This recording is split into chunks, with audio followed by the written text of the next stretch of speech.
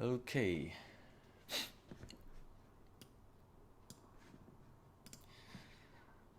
Hello, everybody.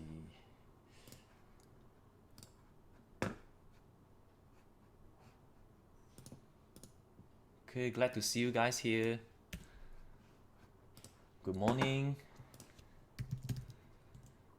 Yep, we're on and we're live. We are gonna start in very soon, like 1 minute. So just ask the simple questions to get you guys to respond in the chat box. So there are chat box and then there's also the Q&A box. So if you want to ask questions, if it is a question, post it in the Q&A box so that it's easier for us to find it later on when we do the Q&A session. And if you had something to say, just a comment or anything, or other than questions, anything other than question, type it in the chat, right? So that's the place where you get to chat. You can say anything you want there. Just don't scold us or anything. Okay, awesome. So great. It's 11 o'clock. So welcome everybody. Welcome to this session, and this is a special webinar we do for the program Invest Foreign Share.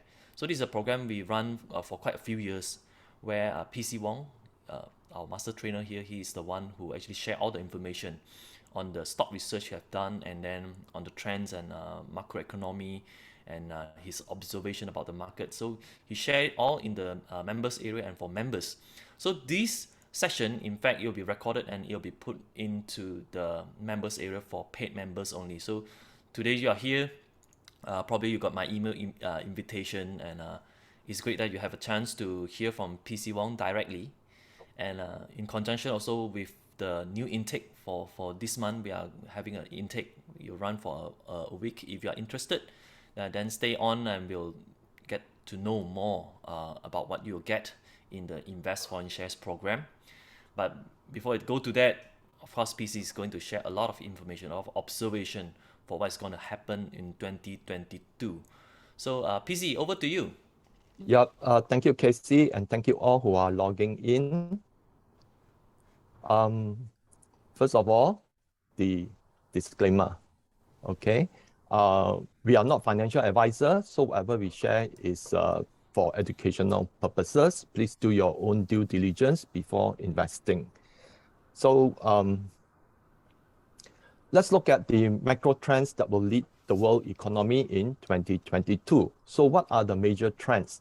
So we'll be looking at lingering disruptions from ongoing pandemic and its continued impact on the world's economy, the looming debt crisis and how it could impact the economy, the energy cliff and why the world is not prepared for it.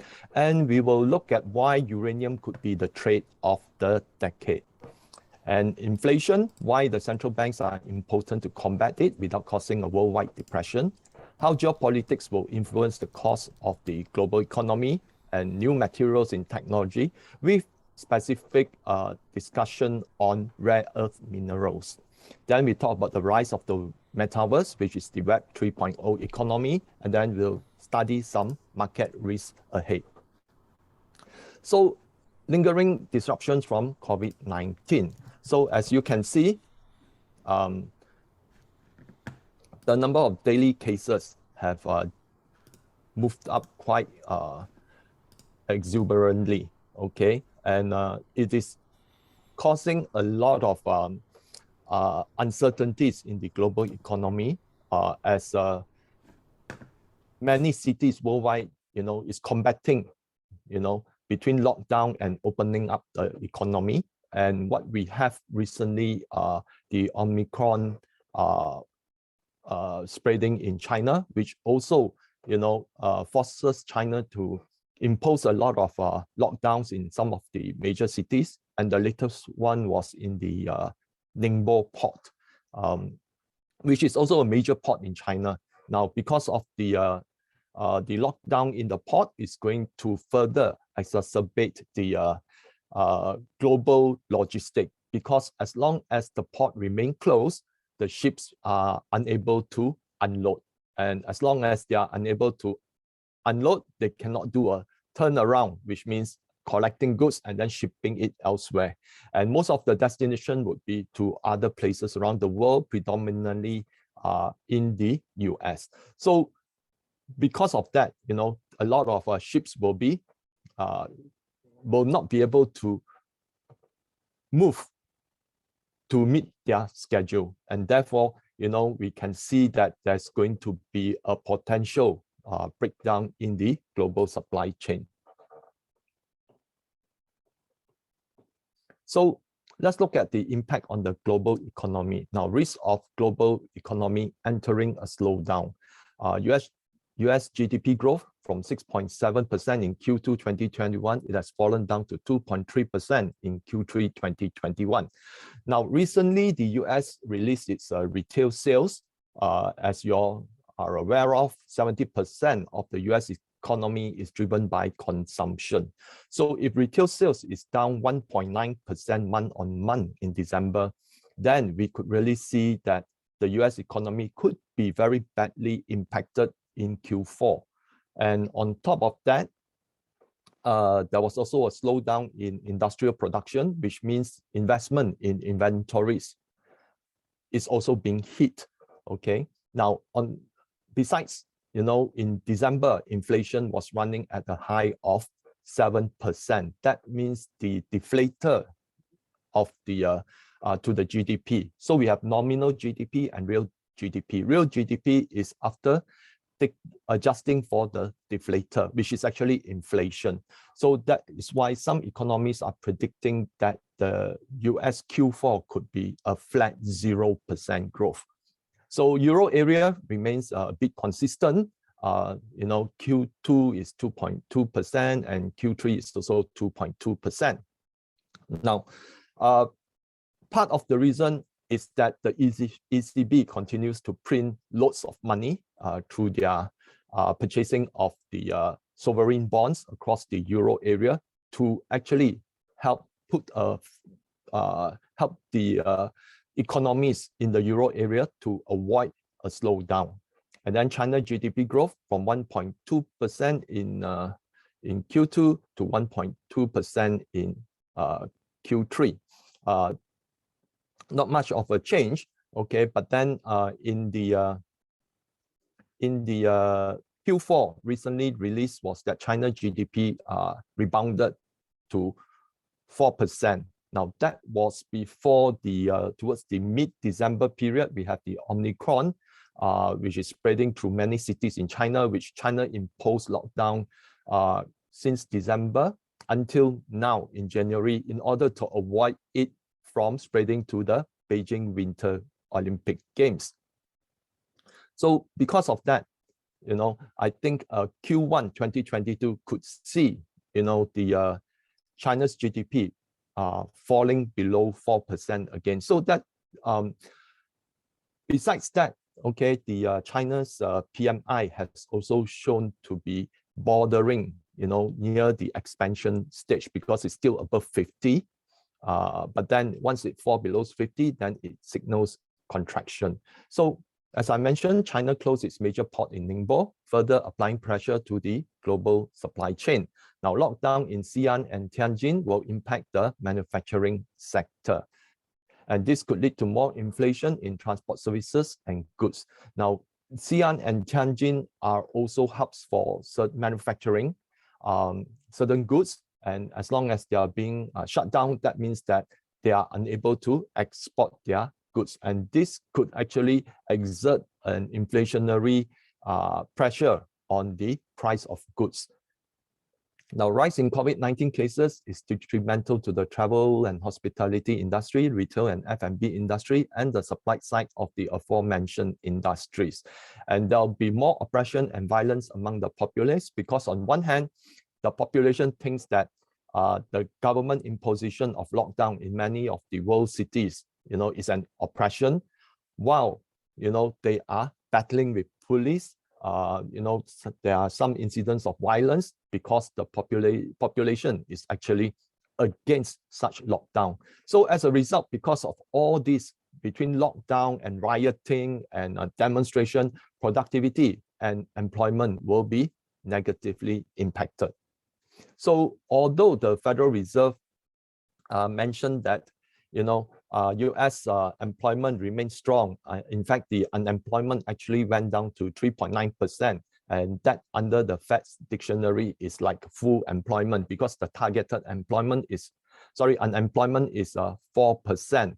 So if let's say unemployment falls below 4%, that means that, the US is back to full employment. But nothing could be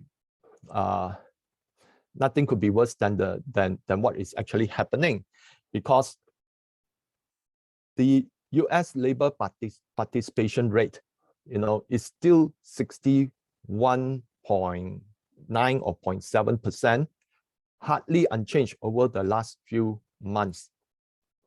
And because of that, it signals that a lot of people who are entering the labor force are not actually are not actually well employed. Okay, now why the reason the US unemployment is 3.9%? Now, for those who are unaware or who are new, the US consider every part-time job as one less person unemployed. So if let's say one person is working 2 part-time jobs, all right, that's one less person unemployed, but then they consider as 2 less person unemployed. So that's why there's a bit of double counting. And on top of that, if you go through the statistics by the Bureau of Labor Statistics, the BLS, more than the last time I checked is about 95 million Americans who are of working age are actually not working at all. So that's easily 25 to 27% of the people who have the potential to work are not working. And that is why productivity will suffer if, let's say, the population is not put to work. And the main reason is basically is just for optics, okay, so that it looks good, because the Fed is touting that the economy is very strong. Okay, so if let's say the Fed touted that economy is strong, but then it's not supported by strong employment, then what the Fed say is a farce. So that is why there is always some mitigation of data to project what the Fed wanted to project. So let's look at the looming debt crisis and its impact on the global economy. Now, this is the global debt, and it rose to 296 trillion in Q3 2021 and 36 trillion above its pre-pandemic level. So you can see that as soon as the pandemic hits, okay, all the central banks were busy printing money to help support the economy. And because of the central bank's intervention throughout, since the global financial crisis, the normal economic cycle, has not happened at all, because every time the stock market fell 10 to 20%, there will be immense money printing to support the stock market. So that leads to many people believing that the economy right now is the stock market. And all this money printing actually are going to result in inflation. So mature market debt declined 1.4 trillion below 204 trillion, while emerging market debt increased by 82 trillion, of which China accounted for 80% of the total. So, of course, China is the culprit in the emerging market, and also the reason why, beginning from the Q2 in 2021, China started to tighten its credit availability, and that, of course, hit the property sector, leading to a number of property companies, especially those highly leveraged one, facing some bond default. So in some sense, I think that China is purposely pricking the property bubble, mainly because preceding that, there has been a lot of warnings by the Central Committee, including the presidency himself, which has voiced its concern on the property bubble and telling the public that housing is for accommodating the household, is not for speculation. So that is the final warning. But even after his warning in March, property prices continue to escalate. I think that was when China decided to prick the property bubble. So it is in a way a managed demolition, okay? Because I think they are very worried about the amount of debt, especially, in China, more than 250% of the debt to GDP is owned by the private companies and public listed companies. So this is a major concern. These are the non-financial debt, which can actually cause great grievance to the economy when everyone, one after the other starts to face the consequences of being unable to pay off their debt. So that's why I think the government decided to prick the property bubble as a lesson to all to quickly deleverage. So that as a percentage of GDP declined to 350% from 360%. However, any slowdown will result in lower GDP and more debt being issued to spur economic growth. So while some of the, for example, the economists were saying, hey, global debt actually went down as a percentage of GDP, to 350%. Well, that is because that's as mentioned in GDP. But if we look at, in terms of value-wise, the GDP grew mainly because of inflation. Okay, so when we look at real GDP growth, it could actually be much lesser. So sometimes GDP in nominal value may not be the ideal scenario to actually gauge the overall performance of the economy. So global debt and GDP since 2009. Okay, so total GDP in 2020 was 84 trillion. Global GDP in 2009 is 60 trillion. So that's a total gain of 24 trillion. Now, global debt was 281 trillion, and global debt in 2009 was 109 trillion. So that is a gain of 172 trillion. Now, comparing the period from 2009 to 2019 and 2009 to 2020, you can see some major differences. Okay, so from the period of 2009 to 2019, GDP gained 46.1%, total GDP gained total debt gained 134%. From the period of 2009 to 2020, total GDP gained 40.9%, while total global debt gained 157%. So here we can see that GDP actually have shrunk, but debt actually have gained. Okay, so debt growth continues to outpace GDP growth by a factor of 2.9 in 2019, but in 2020, the factor have increased to 3.9. Now, this is what we call debt saturation or diminishing return from debt. So that means that every dollar of debt that is being issued will result in ever decreasing GDP because, too much debt in the system is not good for the economic growth. So I think 2022 will see continual rise in debt because the ECB is not going to pull its lever because there are too many economies in the euro area that could actually, flip over to recession as soon as the easy money is gone.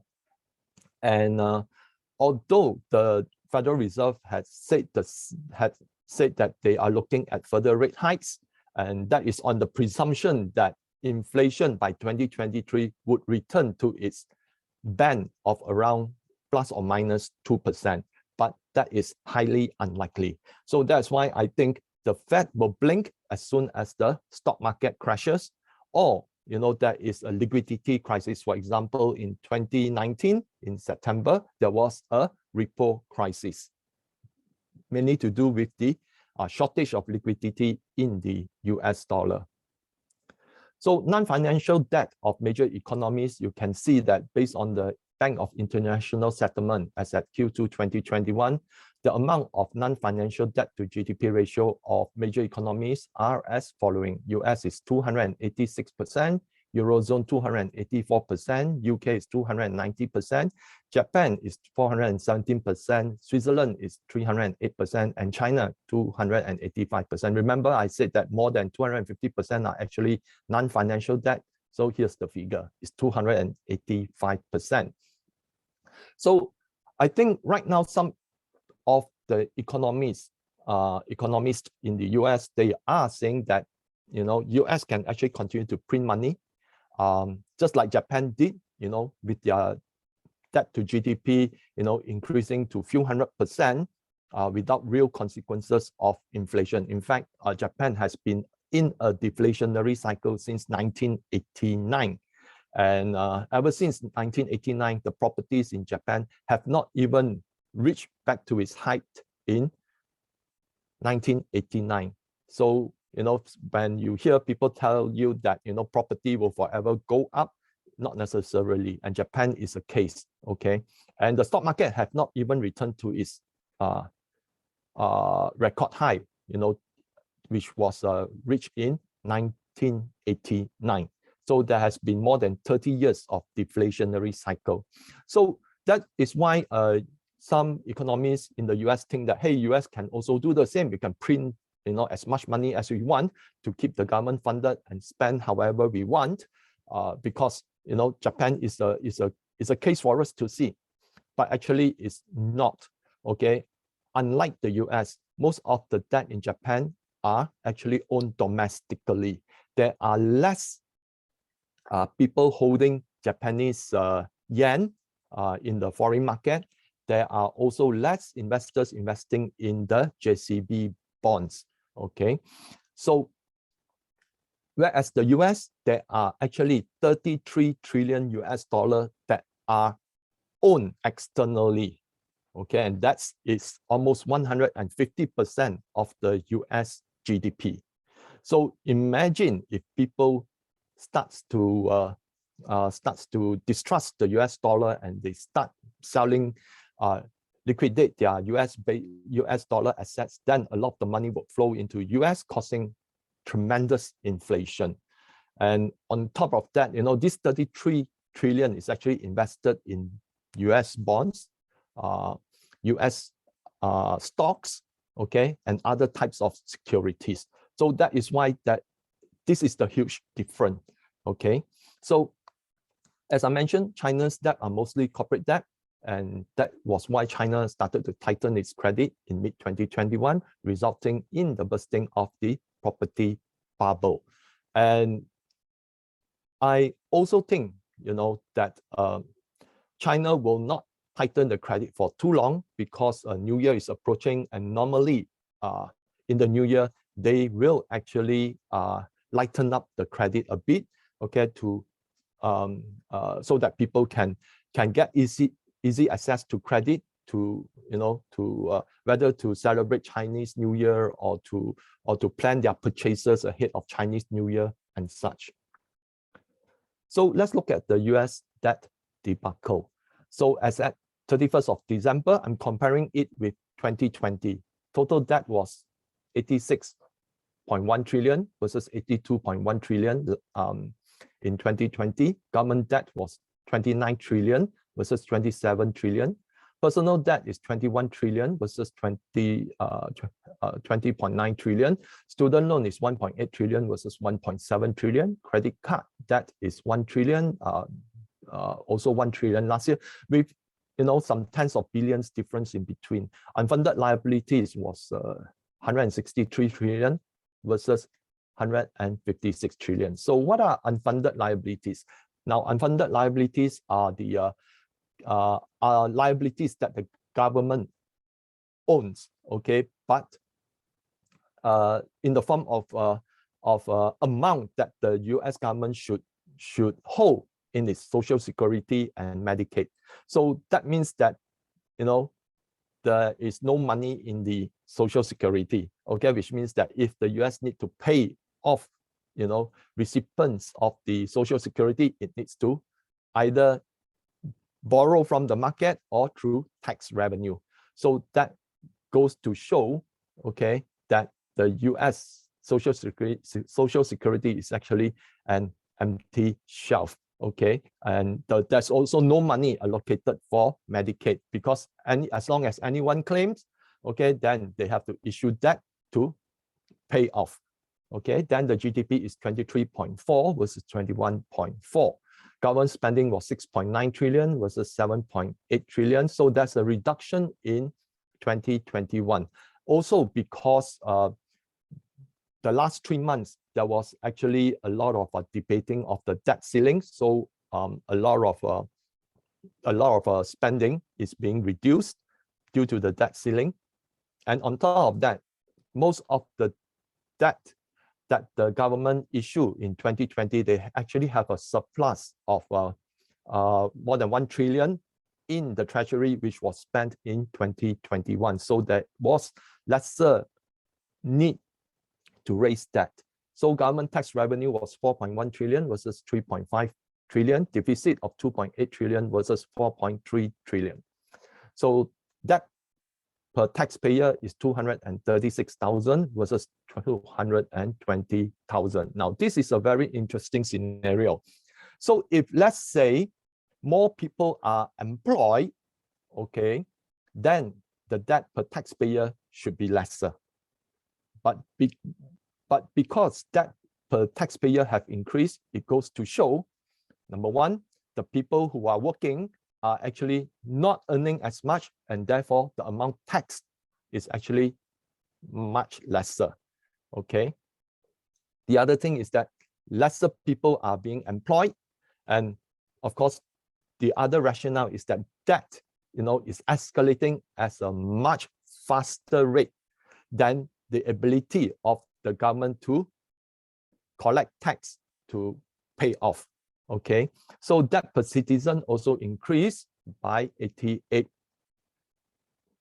to 88,000 from 83,000. So total debt unfunded liabilities, excluding off-balance sheet items, is 1,066%. Of course, it is much better than the 1,114% of GDP in 2020 because there was a slowdown in 2020 due to COVID-19, which reduced its GDP. So that's how much debt that the US faces. Yeah. So let's look at that and the Fed's response. Now, the US government will never be able to pay off its debt. That is for certain. Because when your unfunded liabilities and total debt, okay, is so high, and the US, government debt is at new record high, and it's harboring, close to 130% of its GDP. It is way past its ability to pay it off. So some economists normally says that if, let's say, the debt is at 70% of GDP, it is still manageable, okay? But once it goes past 70%, which means the government have to tighten its spending in order to pay off its debt.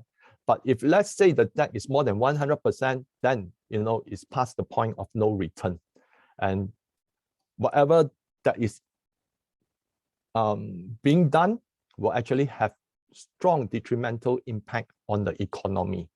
Okay, for example, the government really have to stop spending and just rely on tax revenue to pay off its debt. That means that the economy of a country will be destroyed.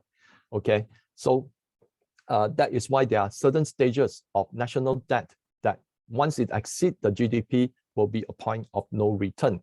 So it is not in the US government's interest to pay a high interest on its debt. Therefore, the Fed will try to manage the US Treasury's yield to ensure that the US government is kept funded. A high interest rate environment will call into question the US government's solvency. Now, for example, we say that the inflation was at 7% in December. Now, the only time that the US have a 7% inflation was in 1982 in June. Now, during that time, the interest, okay, was at 14.9%. So imagine at 49%, let's round it up to 15%. Now at 15%, in order to fight off inflation, by raising interest rate to 15%, in the current scenario, it would entail that the US government would spend its entire tax revenue just to service its debt. Okay, so that means that, you know, the US government will be bankrupt, and that's why its solvency will be called into question. So the only way, you know, that the Fed can do it is manipulating the treasuries, okay, by suppressing its yield so that, you know, the US will continue to enjoy low interest. Okay, and that's why no matter how much interest rate that they can hike will never be able to be higher than the inflation rate. And because of that, okay, we will see consistently higher inflation.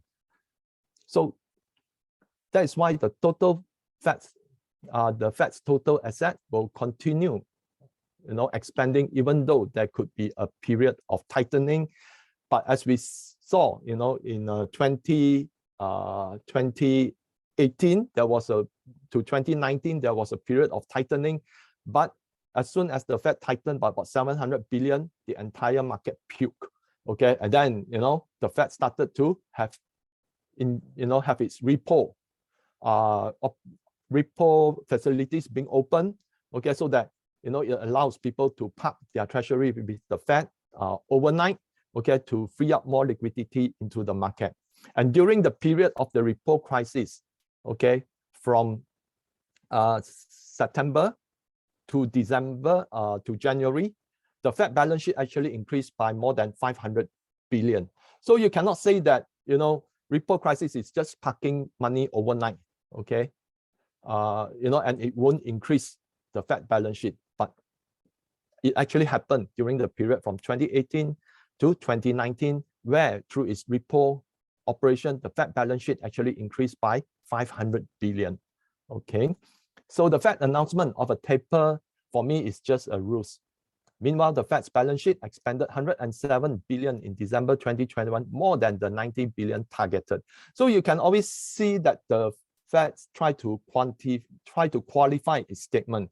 So like Powell said, you know, at least 90 billion. He didn't say, you know, not exceeding 90 billion. So that is why the Fed will always keep a floor, and then, you know, they will always claim that, hey, you know, it was still at least 90 billion, even though it's small.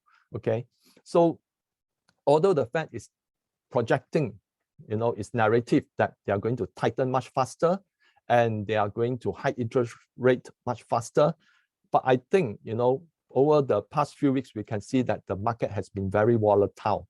Okay, and because of that, I think the Fed will actually blink.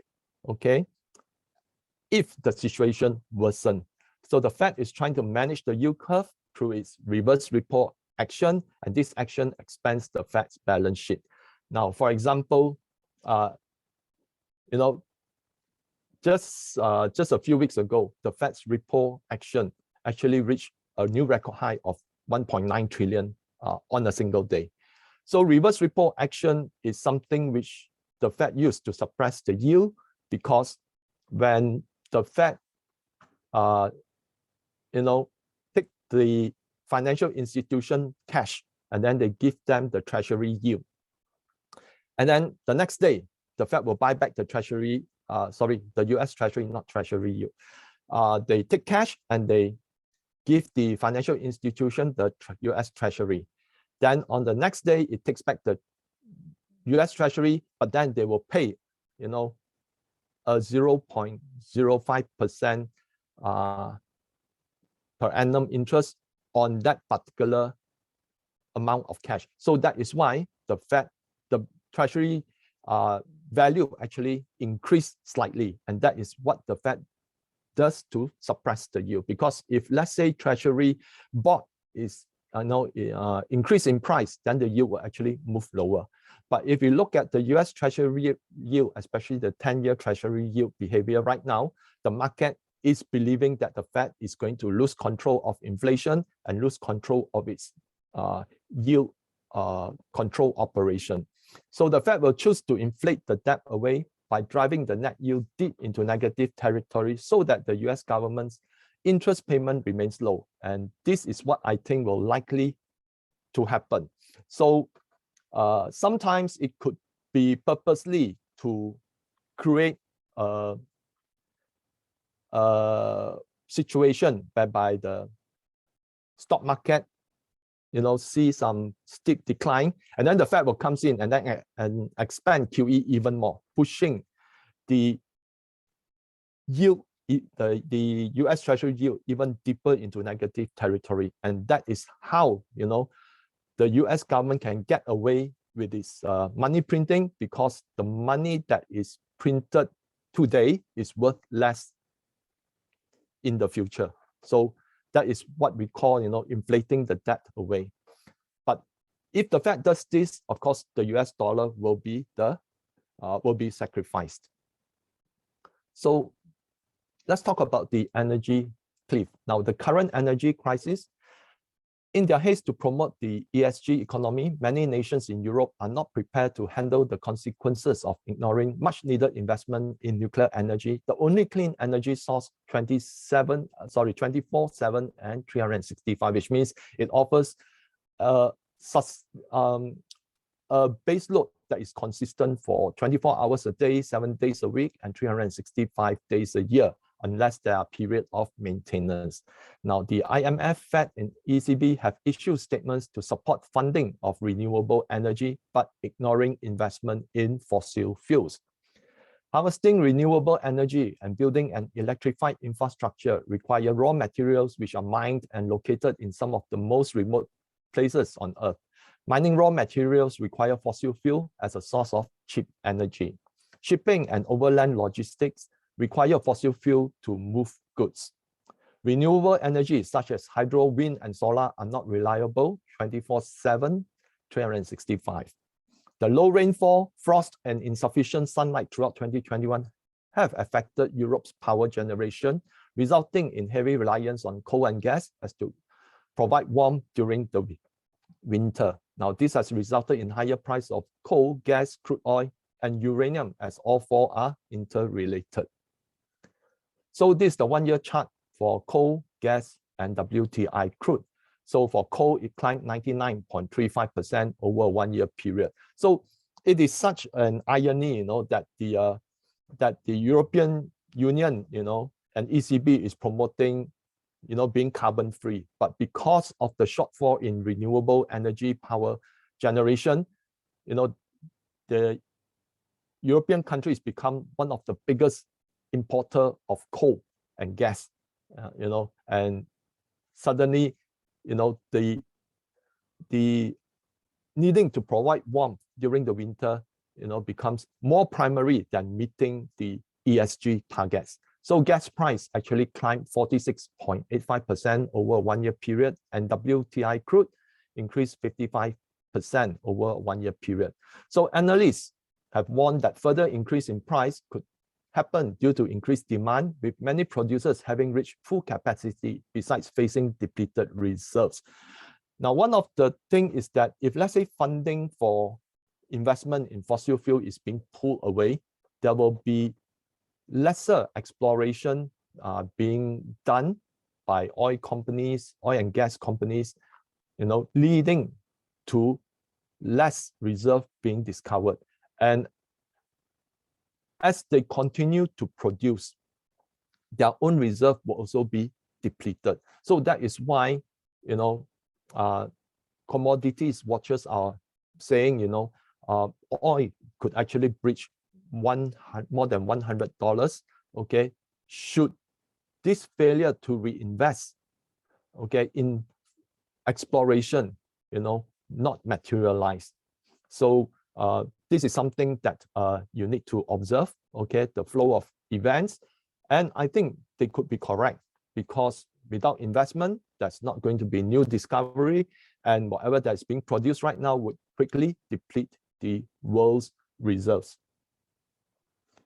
So how can the energy cliff happen?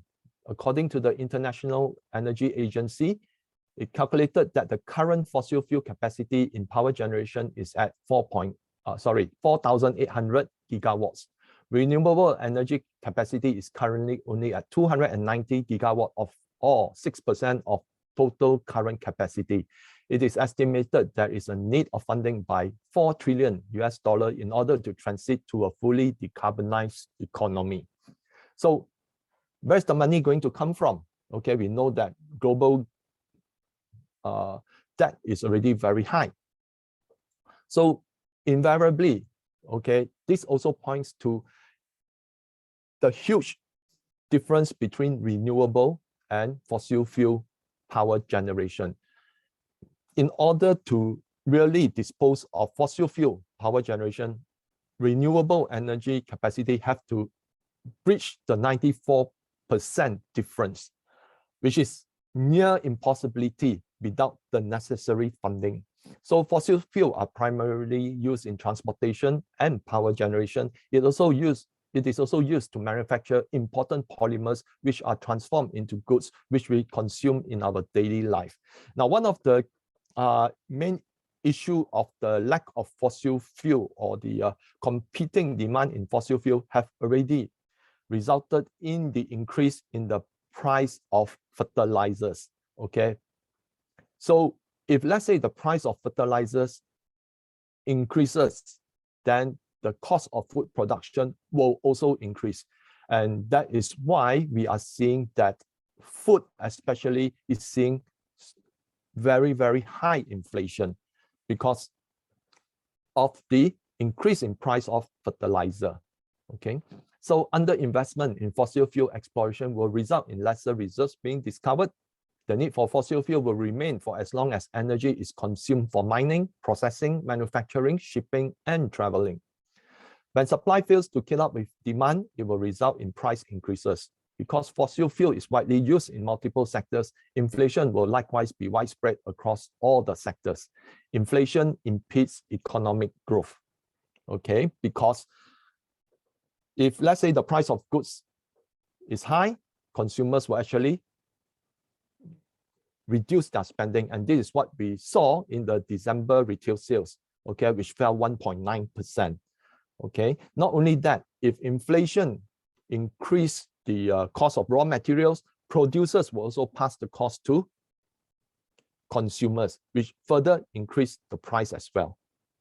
So all this, is a very vicious cycle, which will keep on repeating until someone brave enough, to step in and say, I'm going to hike interest rate, to hell with the economy. Okay, but 2022 being an election year in the US, I think the Fed will actually go soft whenever there is going to be a problem. But of course, if we trace back to history, a similar energy crisis erupted in the 1970s, and it actually resulted in stagflation. So let's look at the long-term bullish scenario for uranium. As I said, one of the cheapest way to generate energy is actually through nuclear plants. Okay, that is because if even as the price of uranium may skyrocket, okay, the cost of energy output is not in tandem with the increase in price of uranium.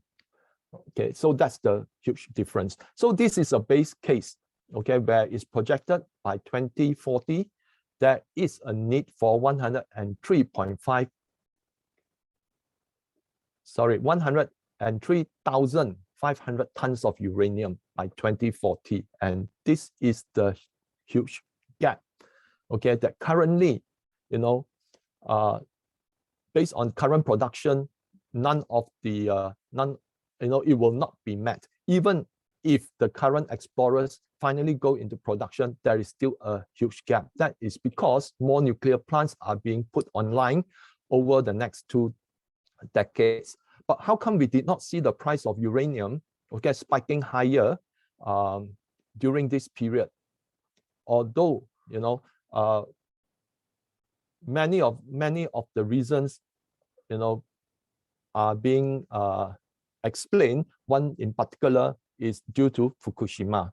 Now, after what happened to Fukushima, Suddenly, there were a number of closure of nuclear plants, especially Japan. They closed most of their nuclear plants, and that is, a lot of the uranium that were previously held in inventory as inventories in Japan's nuclear plant are being sold back into the market, depressing the price of uranium further.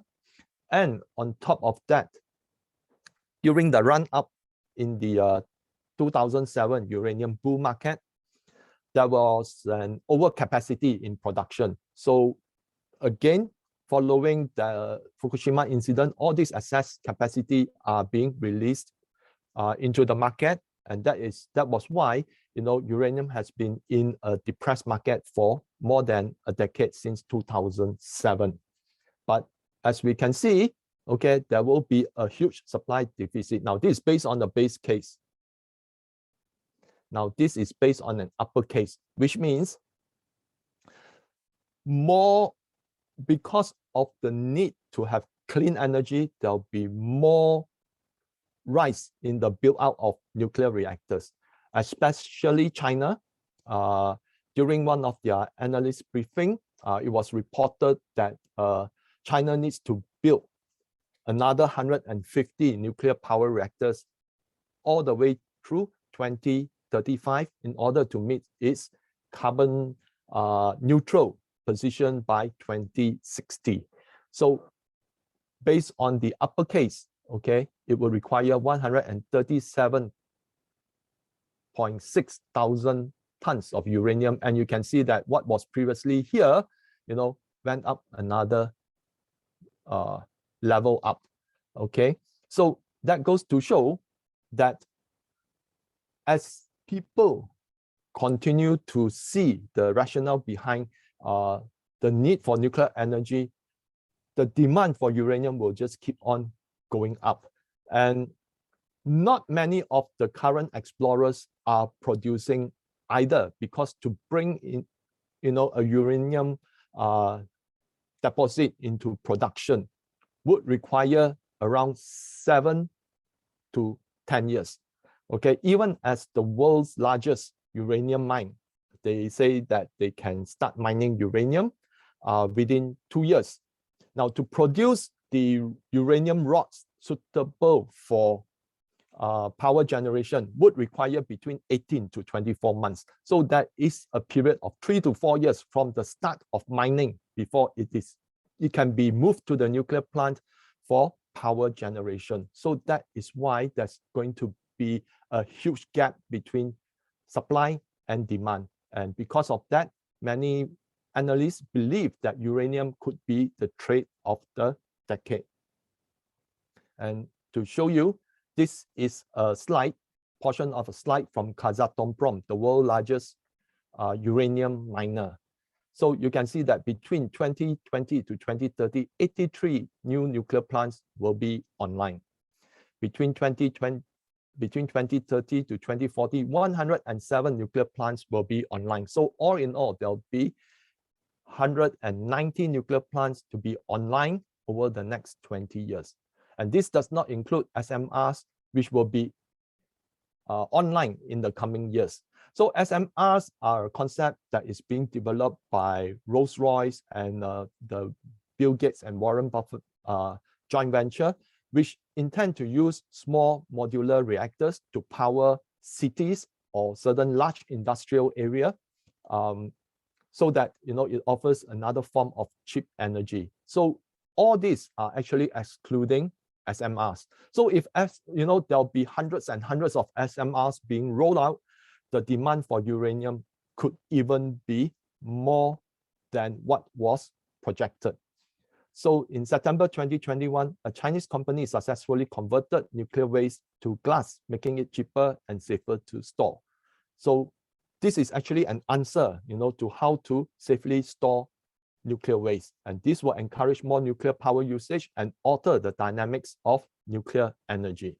So the treatment of nuclear waste suddenly becomes much more affordable than having to spend millions and millions, okay, to actually store waste.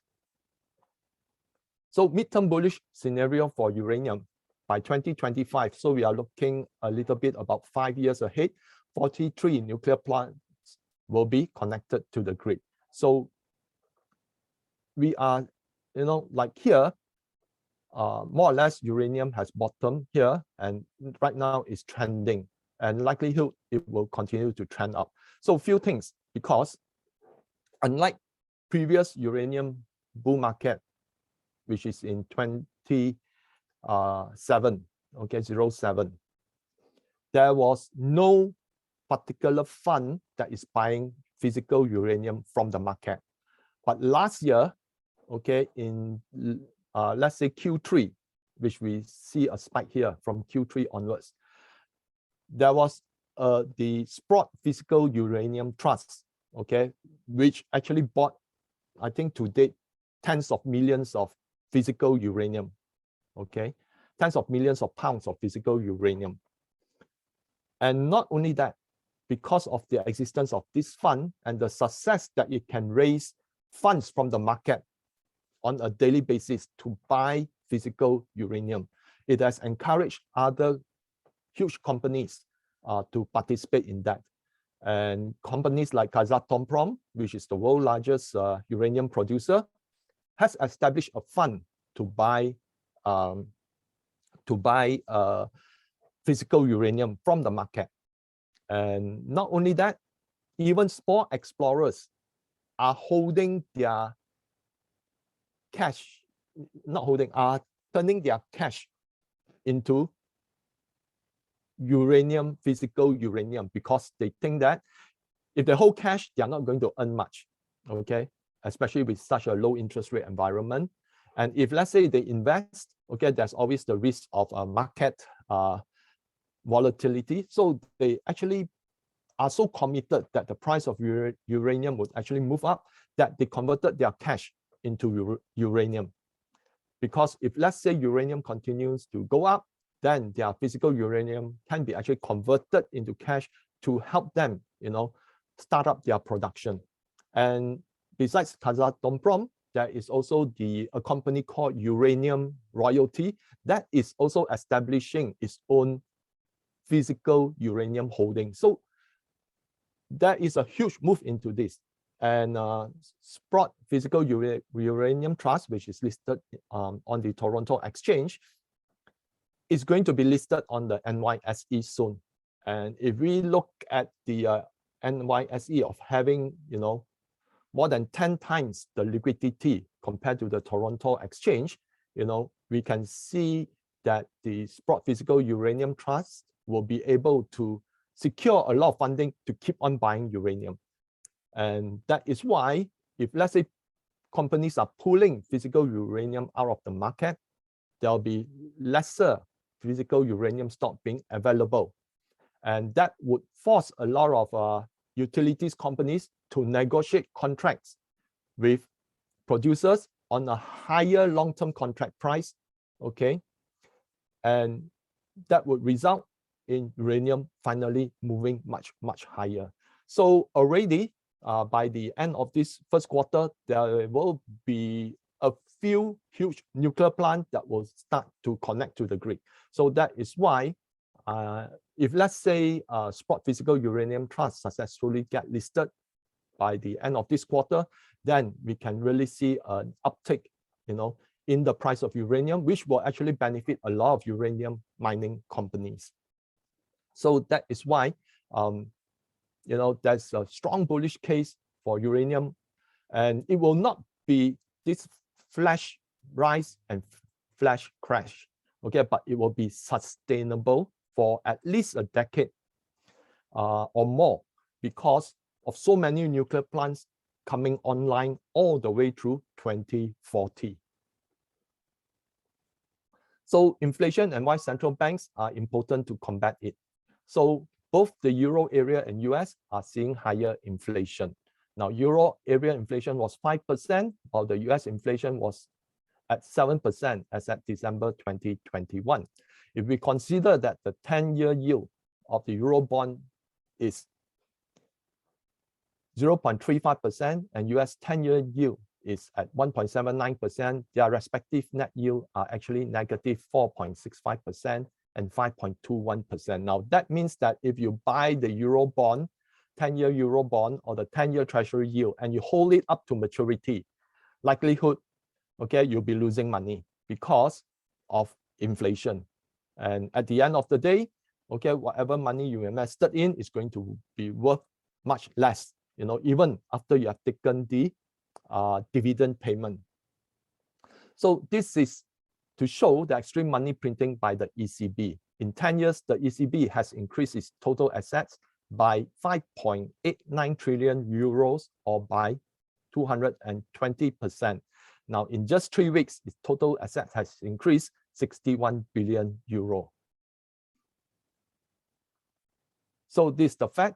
In 10 years, the Fed has increased its total assets by 5.89 trillion, 869 trillion to 200%. And in just 3 weeks, its total assets have increased 31 billion. So all these are actually money printing. And, a lot of people like to say that inflation is synonymous with the increase in the price of goods. But no, it's actually wrong. Definition of inflation is the expansion of money supply. By extending the purchases of assets or bonds, both the ECB and the Fed are effectively expanding the supply of money. And price is a laggard, which comes after the expansion of money supply. Now, I can tell you that inflation will actually move higher. In fact, if you follow shadow stats, which use the same metrics that was used to measure inflation in 1980, inflation is actually right now at 15%. So throughout the past few decades, the Fed have adjusted, okay, the price, the CPI, in the calculation of the CPI. For example, the housing have grown by few 100% over the last 4 decades. But the Fed, somewhere in late 1990s or early 2000, decided to do away with housing, the price of housing, but instill their own version of rental. Even when they instill their own rental definition of rental, it is still way below the market rate.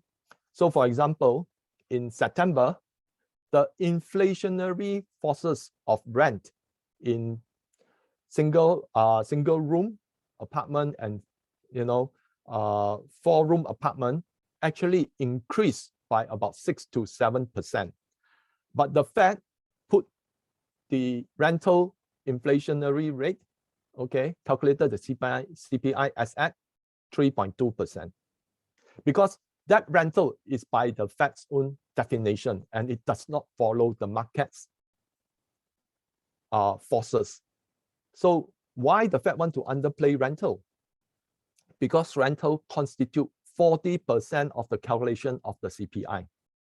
And things like automobiles, the Fed actually have tried throughout the, it used to cost a few $1,000s to buy a car during the 1980s.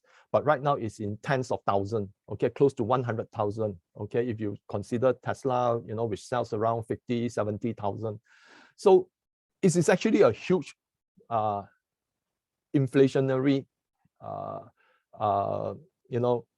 price increase. But the Fed decided that, actually the quality of the car has improved. So because the quality of the car has improved along with the price increase, therefore there is zero inflation. Okay. Somehow they put that the value being added, as a negative counterweight to inflation. And that was how the Fed actually is able to suppress inflation through so many decades. But if we follow the same formula that shadow stats used to calculate based on the 1980 format, inflation currently is at 15%. But I can tell you it's going to be a lot more worse, because in 2 years' time, since 2020 and 2021, the monetary expansion is more than 20%. So that means inflation is going to increase by more than 20%. And right now with inflation at 7%, okay, it's just the start. And the Fed, hoping to see inflation reverting back to plus minus 2% by 2023 is just that hope. Inflation is going to continue to rise, and that would challenge the Fed whether they are going to keep on hiking the interest rate, which eventually would cause the US to face huge problem in paying its debt, or even to borrow more money to fund its economic growth, and also to fund its government agencies, especially the Pentagon. So if we look at it, monetary expansion has been more than 20% on the average over the last 2 years. We have yet to see, inflation hitting a new peak. So why the Fed and ECB cannot stop QE? Now, this is a very simple equation. Less Fed bond purchases will lead to lower bond prices. Lower bond prices will equal to higher bond yields. And higher bond yields means that is going to be higher interest rates. And higher interest rates will result in higher cost of debt. Now, over the years, zombie companies rely on the debt market to fund their operations and expansion. This is done via the issue of junk bonds. In the euro area, the real yield of junk bonds fell into negative territory for the first time in September.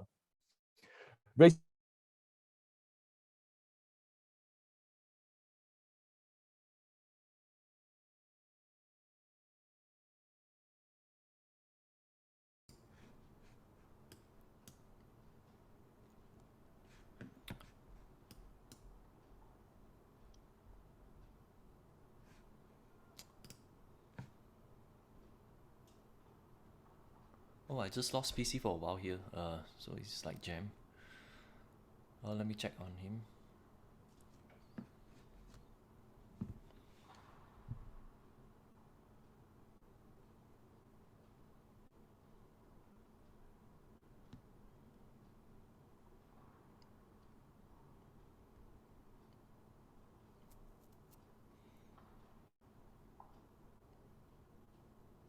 Okay guys, he's aware of the issue, so he's gonna log back in. Sorry for the interruption, probably due to internet issue. So we'll wait for a while for PC to come back.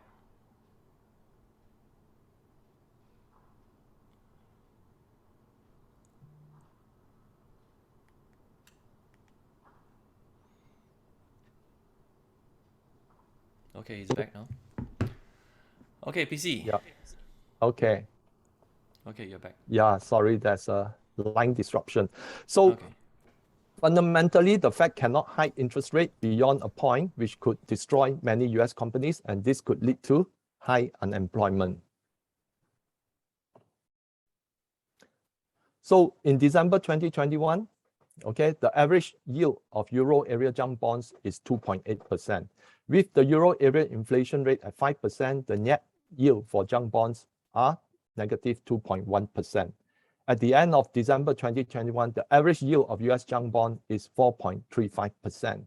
With the US inflation rate at 7%, the net yield for the junk bonds are 2.65%. Now you imagine from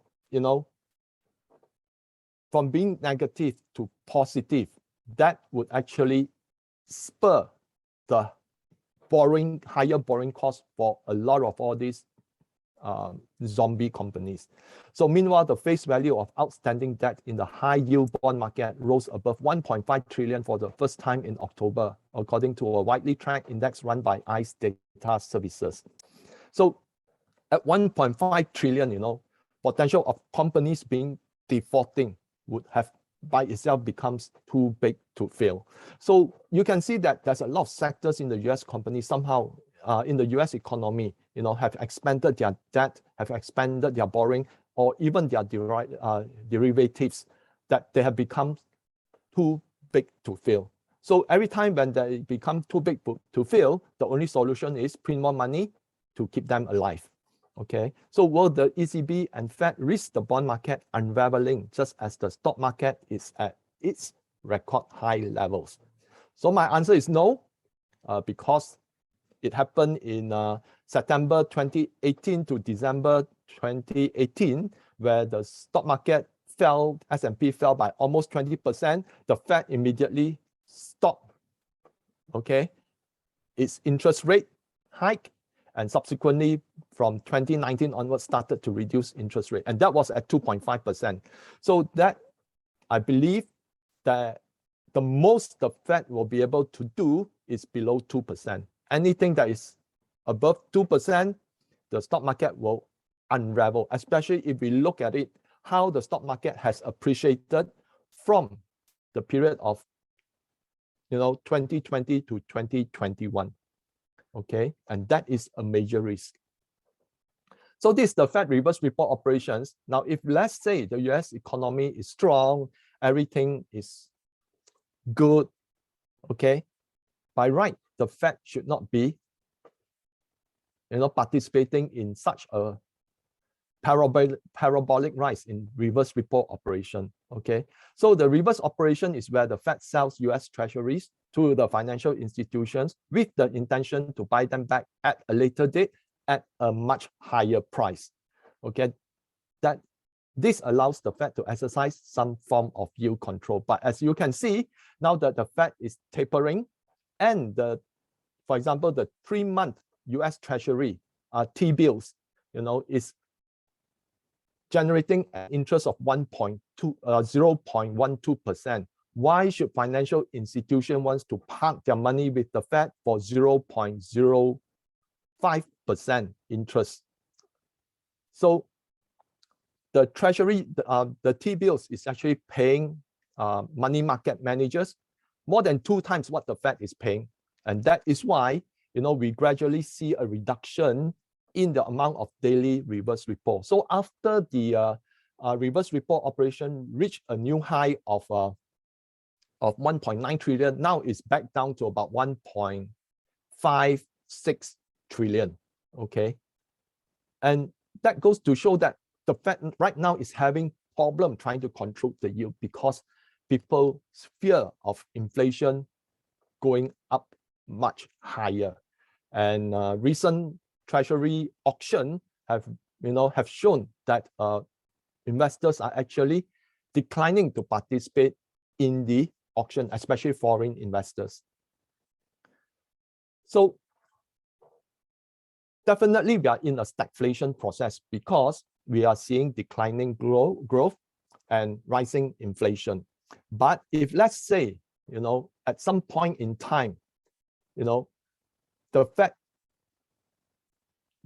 is unable to control, but they continue to hike interest rate, then we can see a collapse in the US stock market, a collapse in people's real net worth, okay? Because the Fed's policies have created extreme risk-taking, where many kinds of debt have reached new record highs. Okay, now this is the household wealth, okay, effect from the Fed policy. You can see that the biggest beneficiaries have been the top 1%. So look at the middle class, even at the 2.92% to 9%, it is way below the top 1%. Okay, that goes to show, the remaining 2 to 9%, is just a small fraction. But then let's look at the middle class, the 10 to 50% and bottom 50%. So assuming that the Fed hike interest rate so much so that the stock market collapse, it will impact the 401ks, okay? It will impact their real estate value, okay? Then we can see wealth suddenly disappear, okay? So that is why any tightening of monetary policy could trigger massive depression as the value of multiple classes of assets implode, because all the while it's being supported by easy money, okay, by money printing by the Fed for more than a decade, okay? So a large portion of the society could see their wealth disappear. So how geopolitics influence the course of global economy? Now, geopolitical tensions, especially between the West and Russia, China and Iran, often results in trade restrictions or sanctions and the potential weaponizing of the US dollar. Trade restrictions, especially those that involve major oil producers like Iran and Russia, or China, which is considered to be the powerhouse of manufacturing in the world, could impact the global economy negatively. Trade and tech war with China have resulted in escalating cost of goods. For example, Donald Trump says that US will win the trade war, and he likes winning. But actually, in the latest US trade deficit on goods, it has reached a new record high, okay, of negative 97 billion, okay? So the US is actually losing in the trade war. So by imposing sanctions on Chinese access to key technology, whether it's Trump or Biden, they believe that, it will hobble China's growth in the technology sector. But it is also not happening because China is actually progressing at an even faster rate, okay, when it comes to development of technology. So countries which take sides in the geopolitical competition between the US and China could also have their economy severely affected due to rising nationalism. So for example, the boycott of Australia products by China's consumer, as well as the government giving a lot of reason why it's stopping imports of Australia agricultural products. So the weaponizing of the USD is considered to be the most damaging. Venezuela and Iran have both been at the receiving end of US sanctions and weaponization of the US dollar, to such an extent that actually I think hundreds of thousands of children have died because of the inavailability of medicine, okay, especially in the case of Iran. Now, because of this, many nations are developing their own payment system that completely bypass the US dollar. Now, this is a threat to the global US dollar hegemony. So US and NATO tension with Russia over Ukraine, this is one of the major hotspots. Russia has insisted on its red lines that Ukraine should never be a member of NATO and no placement of missiles in the country that could put Moscow within striking distance in minutes. So to cross the red lines could result in a military conflict. Negotiations ended in stalemate, with the US Defense Secretary touting that the drums of war beat closer.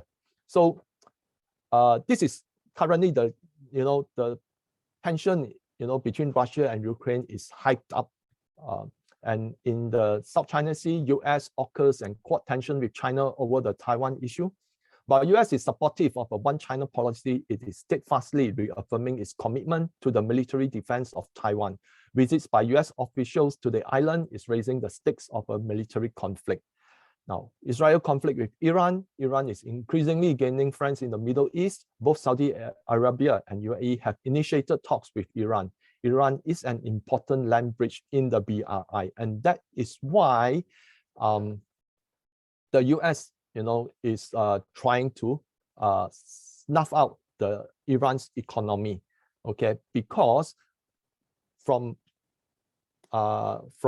Asia, Central Asia to Syria and Iran, that is when future supplies of goods, okay, and also the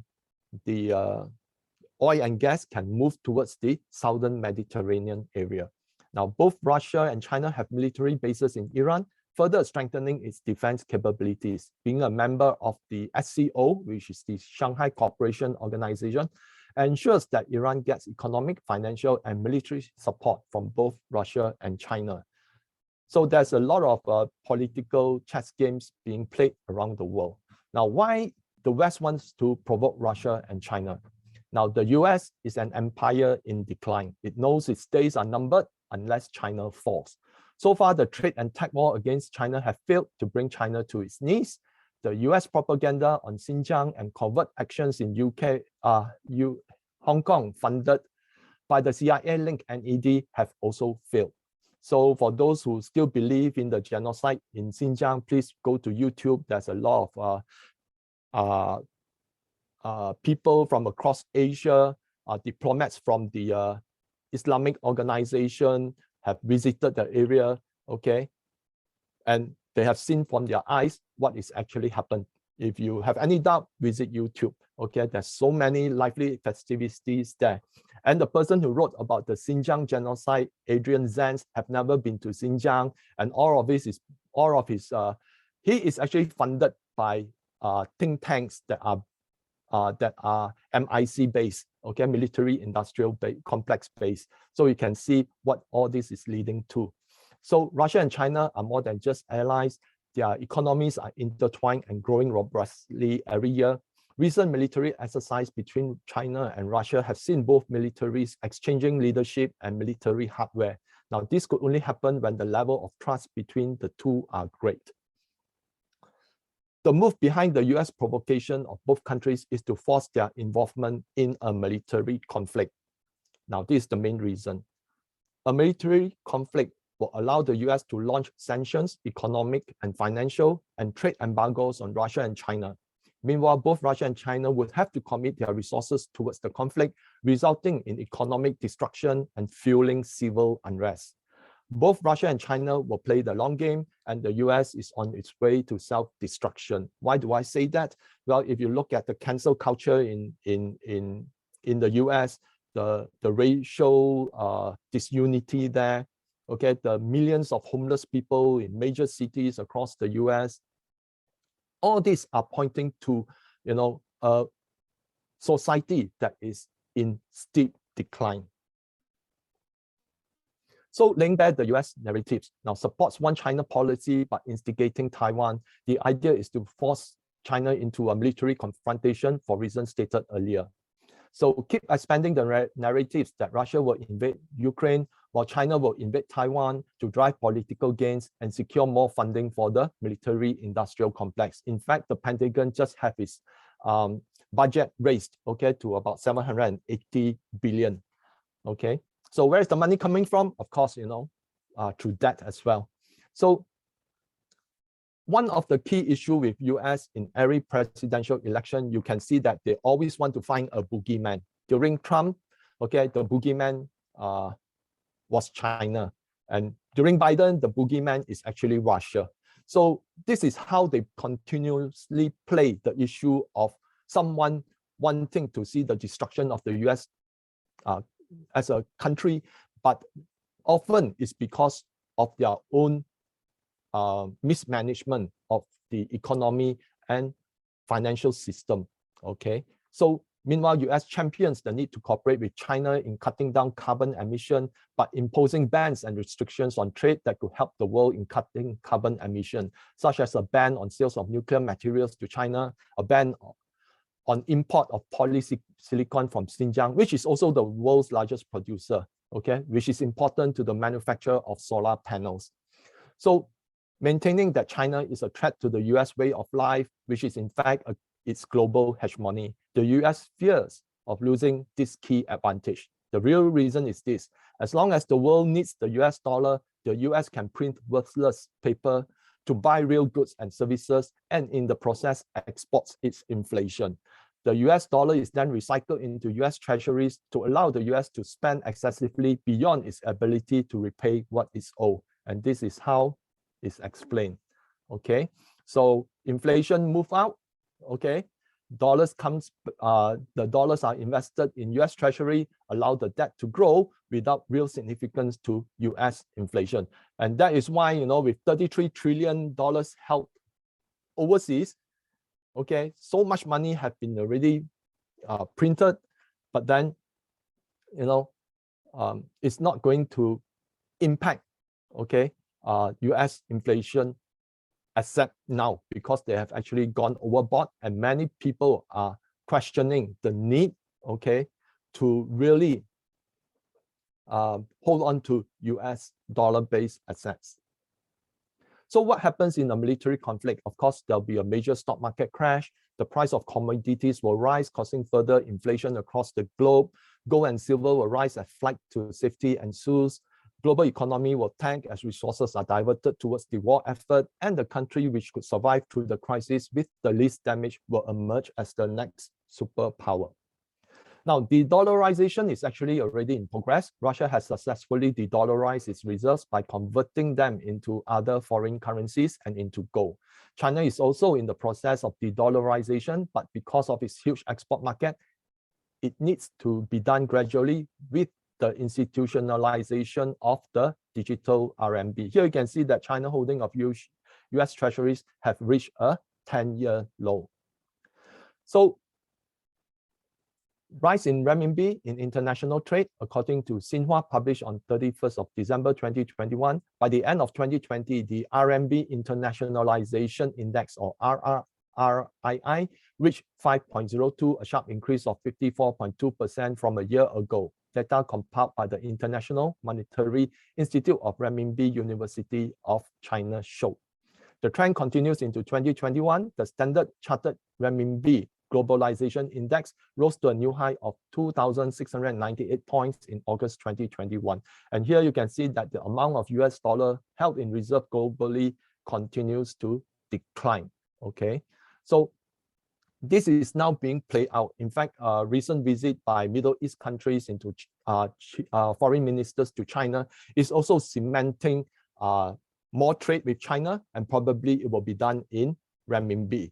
And during the listing of Aramco, for those people who actually gone through the balance sheet, they were also surprised to find that accounts receivable for Aramco includes renminbi. So that means that Saudi Arabia is selling oil to China in return for renminbi.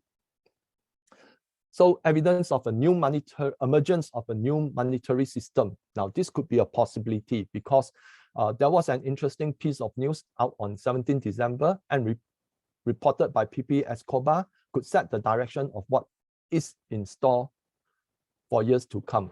Now, Assistant to the President of Foreign Policy, Yuri Ashakov, succinctly explained, Putin and Xi agreed to create an independent financial structure for trade operations that could not be influenced by other countries. Now, this by itself means a move outside the US dollar regime. Now, diplomatic sources off the record confirmed the structure may be announced by a joint summit before the end of 2022. Now, this is something that everyone should watch out for. If we were to consider the amount of gold held by both countries as reserve at the central bank and in sovereign wealth funds and in citizens' hands, don't be surprised if it will be backed by gold. Both Russia and China are the world's top producers of gold as well. So this is something to look forward to. Now, new materials and technology. Let's talk about China chip shortage. US tech war in China has compelled China to accelerate the development of its own domestic technology with specific targets to achieve in 2025 and 2035. Now, most importantly, it's 2025 because China wants to be 70% reliance domestically for chips. Now, due to the ban imposed on the selling of key technologies to China, the country is starved of microchips and have affected its own industries ranging from electronics to automotive. So a lot of the Chinese stocks, okay, which are in the technology sector have been hit hard. You know, for example, the HSI tech index have fallen more than 30% in 2021. Now, according to statistics from 2019 to 2020, China's total amount of chips import exceeds 300 billion, accounting for about 40% of global semiconductor consumer market. Okay. The key to end China's shortage of chips is to develop its own lithography machine, challenge the current process technologies, or develop new materials that will alter the semiconductor landscape. So overcoming the barrier in chips technology. Now, there have been some progress in the development of China's own EUV, but it is still far from reaching the current 2 nanometer to 7 nanometer stage dominated by ASML. SMEE is reported to have the technology to achieve 28 nanometer, but this is yet to be seen. Okay, so far, a check on SMEE website, you know, the machine that they are selling is still at 90 nanometer. Now, SMIC successfully developed its 14 nanometer FinFET N+1 process, which could deliver properties similar to a 7 nanometer chip. Tech Taiwan reported that the N+1 lowers power consumption by 57%, increases performance by 20%, and reduces logic area by up to 63%. And recently, Huawei HiSilicon is developing a brand new chip stacking technology. According to the theory, Huawei is studying how to stack two relatively backward chips to form a 1 + 1 more than 2 effect, achieving performance comparable to advanced technology chips. For example, 2 7-nanometer chips have the comparable performance of 7-nanometer chip. So China is trying to bypass, okay, without the EUV from ASML to manufacture 7-nanometer and below. They are studying at processors as well as stacking technology on achieving properties similar to 7-nanometer chip. Now, the other thing which could be an eye-opener in the coming years would be substituting polysilicon with graphene. Now, in October 2020, the Chinese Academy of Sciences successfully developed an 8-inch graphene crystal, single crystal wafer. And on 30 March 2021, Huawei published a new patent for graphene effect transistor. Okay, this is the patent number in China. So if let's say Huawei develop, the graphene transistor, then that would be the foundation for further development into graphene-based semiconductors. So technologies that will dominate this year and in the years to come, okay, will be 5G, AI, IoT, which is the Internet of Things, IIoT, Industrial Internet of Things, AIoT, Artificial Intelligence of Things, Big Data, Cloud Computing, Quantum Computing, Robotics, FinTech, EVs, UAVs, Nuclear Fusion, and new batteries. So due to China's first mover, sorry, it's not first over, missing letter here, first mover advantage in 5G, many Chinese companies will dominate in the new technologies. Recently, a Chinese government-backed institute, Purple Mountain Laboratories, said that a research team had achieved a 6G level wireless transmission of up to 10 times 5G speed. Huawei is expected to launch 5G products around 2030. US will continue to dominate in the development of cutting-edge chips, especially GPUs, which powers AI. What the US lack is the development of real-life application across wide spectrum of technologies. In October, the Pentagon's software chief resigned, claiming that China has won the AI war. Now, this is in part due to China's rapid deployment of technologies to solve real-life issues, allowing AI to learn and develop analytical capabilities. Of course, China's 1.4 billion people also help to generate huge data for the development of AI. So if you want to read more, you can actually Google it, yeah, where it was reported that the software chief engineer resigned. So technologies, now the battle for rare earth minerals. Now, this is the chart showing that China actually has a 85 to 90% share in global production.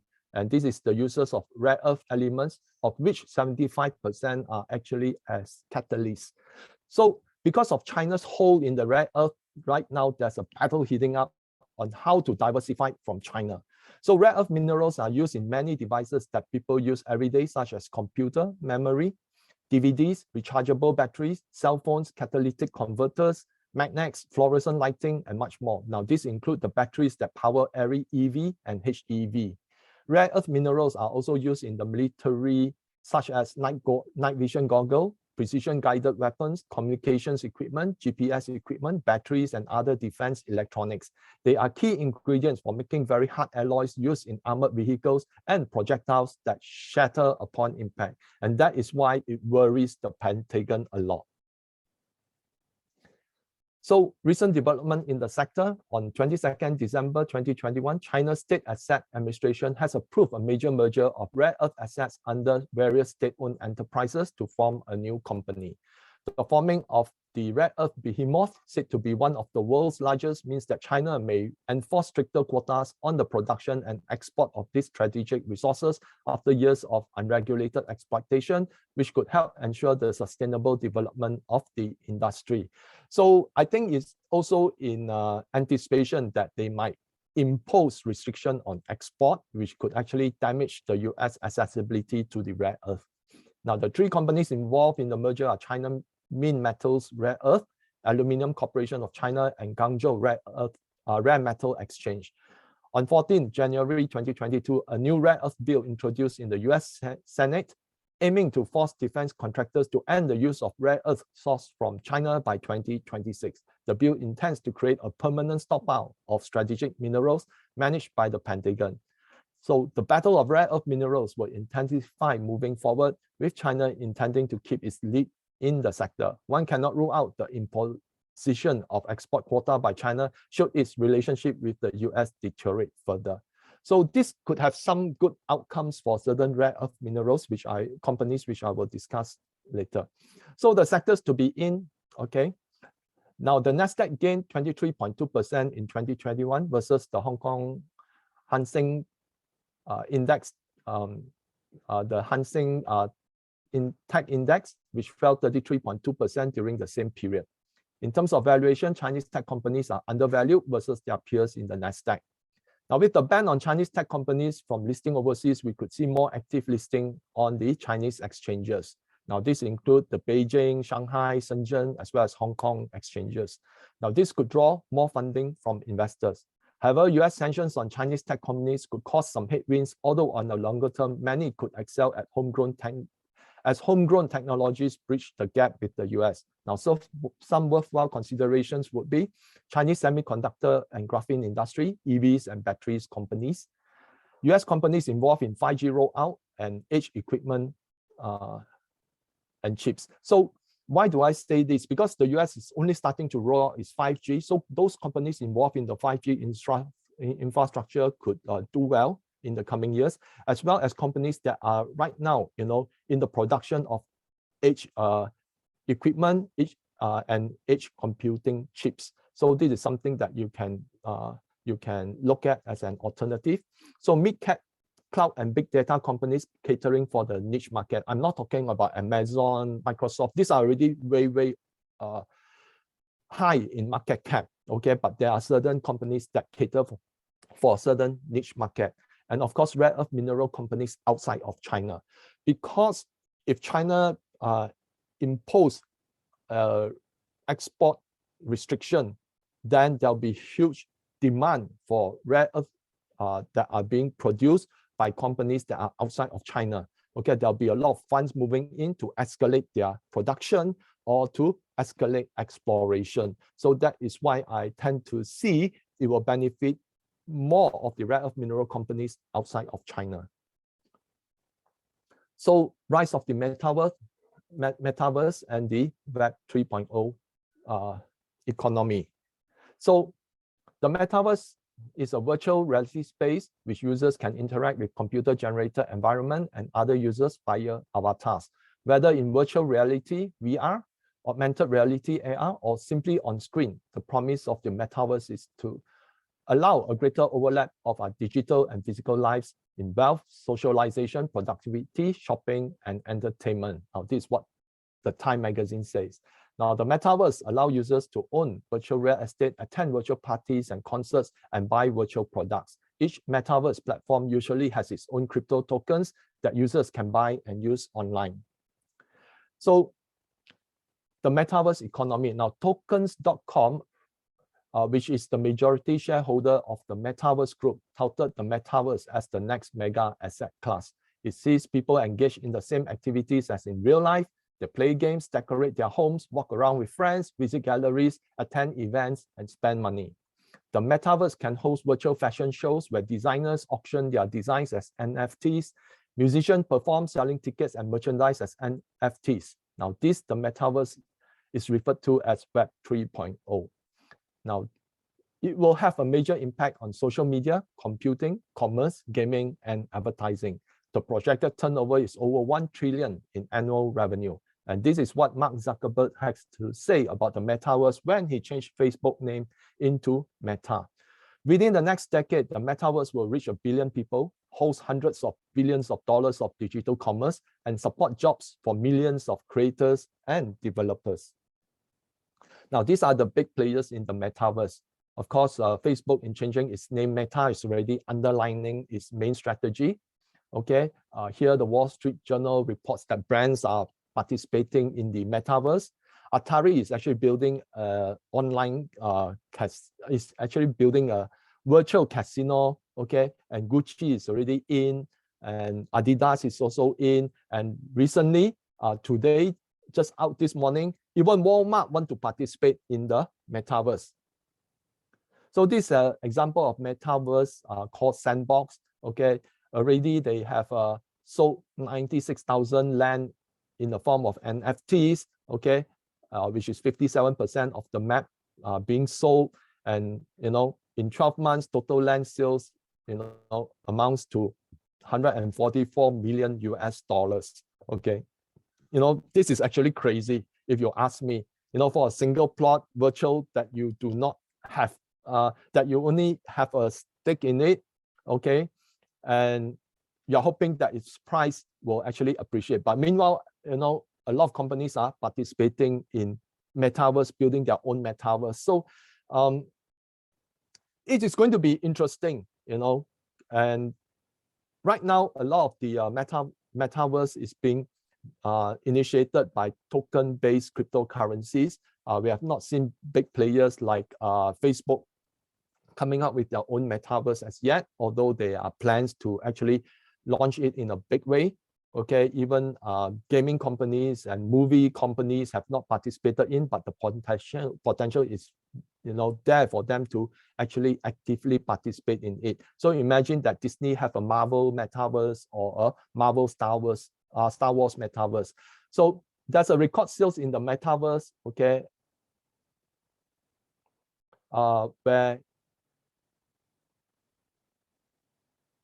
where this particular building, okay, in the metaverse was sold for 2.43 million. Okay, so impact of the metaverse, what are the positives? Now, it will revolutionize the digital economy. The metaverse could also help drive technologies, especially in the development of hardware due to the need for greater virtual experience, like R&D for VR, AR, GPUs, computer and mobile devices, etc. will intensify. It will also result in a booming demand for developers, engineers, and designers. It will spark a demand for cryptocurrencies, especially token-based applications. And because of this, the metaverse economy will be fully decentralized. Now, we could see new creation of ETFs dedicated to the investment in the metaverse, boosting the inflow of funds into the sector further. What are the negatives? Now, once critical mass is achieved, the metaverse will be beyond the central bank's control, though they will fight to implement some sort of regulation. Another too big to fail event could give the central banks the opportunity to regulate the metaverse economy. Now, what if the metaverse, after having risen to spectacular levels, suddenly is all hype but little substance? Then you can see a lot of investors who have spent hundreds of billions of trillions into the metaverse suddenly see everything going up in smoke. Now, that is when the metaverse will become too big to fail. Will it result in central banks coming up with regulation to regulate the metaverse economy? And if that's the case, it will no longer be decentralized. The major concern is the negative impact it has on society as they become overly immersed in the metaverse, lacking physical interaction and posing a threat to the social fabric. Okay, now if you want to see some example of it, I would recommend a movie which starred Bruce Willis called Surrogate. Okay, that is when people are actually totally immersed in virtual reality. Now, will the demand for virtual properties result in shrinking demand for physical properties? How will this impact the commercial buildings like shopping malls when the traffic to virtual malls increase at the expense of physical malls? So if, let's say, one were to build a shopping mall in the virtual world, okay, it may employ, at the most, maybe dozens of people, okay, in order to do the design, because there's no need to have a field in architecture or in civil engineering because it's all virtual. But when you are building a shopping mall physically, okay, the multiplier effect to the economic growth is actually quite huge. There are hundreds or sometimes large projects can actually employ thousands of people. So that is when that is one of the negative effects, because employing a few dozens technology people versus employing thousands, hundreds, or even thousands of people in a project, that's a huge difference. So will it be at the detrimental to the real economy, whereas the virtual economy continues to build up. So being immersive, these consumers will consume digital products rather than actual products. How will this impact on the real economy remains to be seen, and the jury is still out there. I think if, let's say, people consume virtual products more than physical products, then we are going to see, a lot of manufacturing, okay, of real goods, okay. Manufacturers of real goods will actually have to close shop, okay.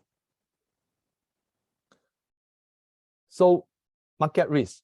Now this is the Shiller PE ratio, and the ratio is at its second highest in history. The mean is currently at 16.91. A reversion to the mean will imply a 56.1% drop. The risk of major correction is high because of its current overvaluation. However, as aforementioned, the Fed will blink at the slightest hint of trouble, just as it has done in December 2018 and September 2019. Now, market to GDP ratio, this is Buffett's favorite indicator. It is now at its highest levels in history. So this also explains why that, I think early last year, there were reports that Buffett is once again, is actually saving up cash, okay, increasing his cash holding for a potential buying opportunity.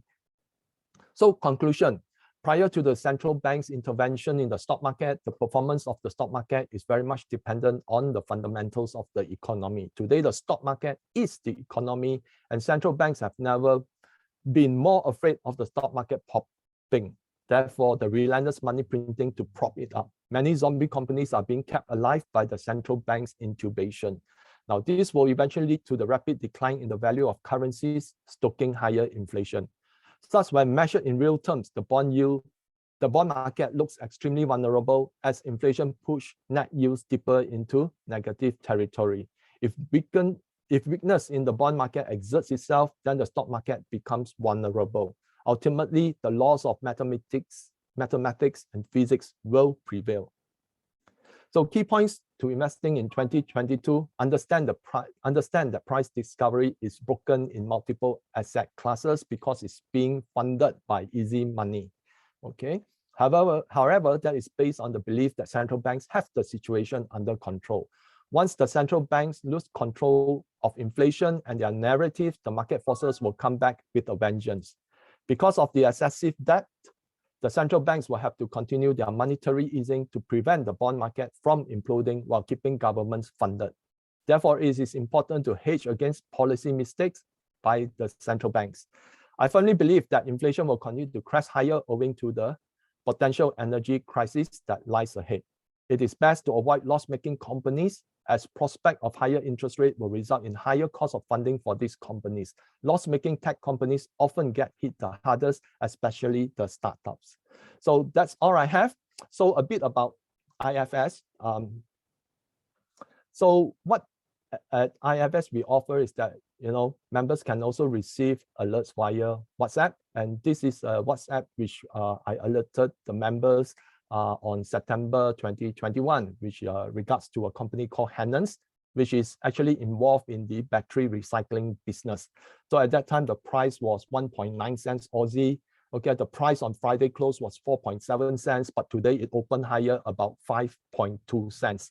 So gain of 2.8 cents of 147% in 4 months.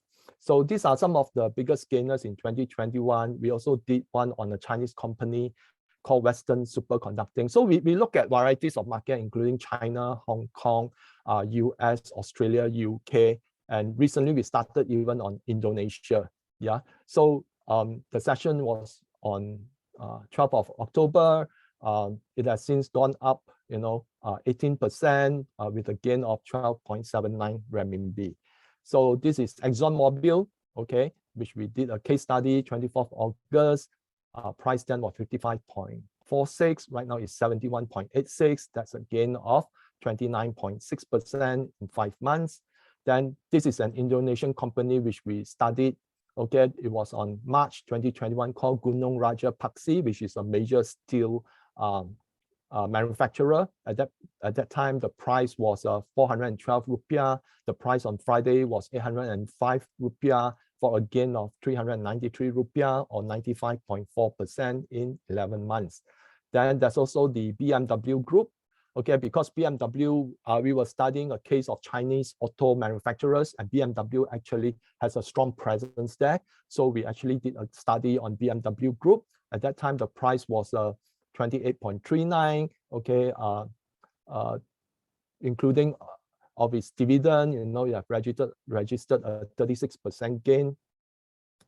And we did a study on advanced micro devices, and you know, in February, when we studied advanced micro devices, we saw that there's an opportunity because it has suddenly become a strong competitor versus NVIDIA because of their concentration to develop GPUs. So at that time, it was priced at $84.74. Its price on Friday was $136 for a gain of 61%. Then in January, we studied Turquoise Hill Resources. At that time, it was $10.70. Okay, since then, it has delivered 51.9% gain. So our recruitment is now open. You can register at investforeignshare.com. And for more reading materials, you can visit my Facebook page and like or follow. And if you have any questions, you can actually send it to my email address here. So for example,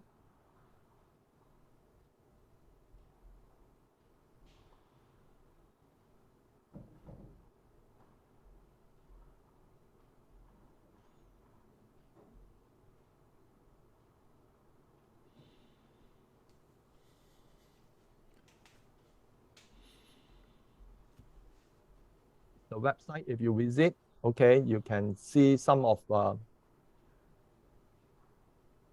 you can see our recruitment will end in 6 days time. Okay, these are some of the trades that I have done. These are the previous track record. Okay, you can study at your own time. Okay, and some of the comments by testimonials by people. Okay, and do visit our website and study some of the details, and you will find some very interesting information there. Okay, so Okay. Question. Good. What's Awesome. your view on Hong Kong So tech stock and EV stock? Is there more volatility ahead? Now, I think when it comes to EV stock, I wouldn't want to, you know, companies like BYD, they are already very high. I'm not interested in XPeng and NIO because they are not generating profit. But if I were to invest, I will look at those companies that have yet to make a presence in EV, but are making plans to go into EV, and they will go in very strongly because they already have a sustaining business base. Just like BYD, they are into batteries first before they go into EV. So some companies which I think could actually move forward. For example, Baidu is working with Geely to develop EV. Xiaomi is going to start production of EV in 2024. Okay, so these are, for example, I do own Xiaomi because of its not only in its mobile phone, but it's transitioning into fintech, it's transitioning into an EV producer, and because it has already a strong profit base, the moment it goes into EV, then it will not be under tremendous pressure in a way. And Huawei itself is also going to EV. So, but Huawei unfortunately is not listed. I hope this answers your question.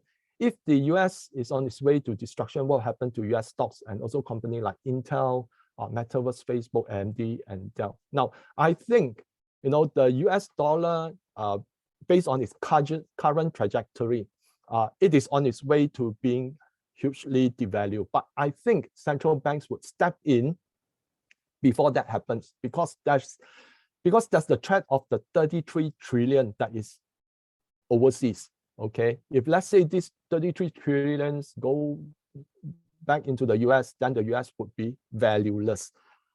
So I think central banks will actually start to implement something even before that happens. And chances are the only reserves that the central banks have that could provide a patch up of all the debt would be what the central banks held, okay, other than in currencies in their reserve, and that is gold. Okay, lately a lot of central banks have been buying gold. In fact, they have been buying gold since 2008, ever since the financial crisis to now. And even, you know, Singapore and Thailand have bought dozens of tons of gold recently. So with so many central banks buying gold, it seems to indicate that, you know, there is a time horizon event, which there could be a shift, okay? Although I can't say for sure, but I think, you know, later in the year when China and Russia reveal their monetary system, then we could actually have a better gauge. Okay, I don't think they will allow the US dollar to self-destruct, although if they continue at their current level of debt without anything to back it up, it could happen. Yeah. So next question, what is the possible time frame range for more adverse scenario happening? I think this year could be very volatile. There'll be some ups and downs, okay? And I believe that the as soon as the S&P falls, let's say close to 20%, then I think the Fed will start to panic. There's no possible time frame, but if we look at it, if the Fed is going to tighten by the end of the year, and before that there'll be 4 rate hikes. 4 rate hikes would put it to about 1.25, 1% to 1.25% for the Fed funds rate. It may not be enough to cause any severe damage, okay, but the market will generally be in decline up to a certain when the S&P actually falls closer to 20%, then I think the Fed will actually blink, as it has often, as it has done twice in 2018 and in 2019. So that is the, you can only track it by how the S&P moves, okay? I can't tell the time frame, except that it will coincide with the kind of Fed policy statement, yeah? So next question, as explained, inflation rate is going to spike in the near future. Should start to go for gold and silver or uranium now. I think, you know, commodities would be the sphere to go, okay? And I think the commodity sector, where especially gold and silver, is a hedge against inflation because of their monetary asset, okay? Uranium is basically because of the energy demand that will likely happen post 2025, because by that time there will be actually a uranium supply deficit.